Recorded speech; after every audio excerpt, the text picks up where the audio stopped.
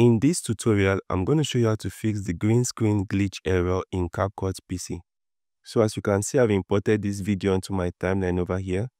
The problem is that when I hit play, rather than showing this video, it reveals this green over here. The same thing happens when I import this video. I have this green over here. The same thing happens when I import this video.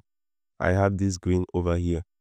To fix this, all you need to do is to come over to the menu over here, scroll down to settings, and come over to performance over here, and deselect speed up hardware encoding and deselect speed up hardware decoding, and hit save.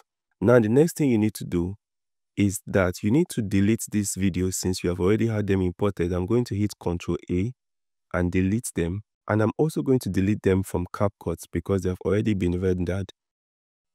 Now once that is done, all I need to do is to go over to my Window Explorer where I have those files and drag it into CapCut PC.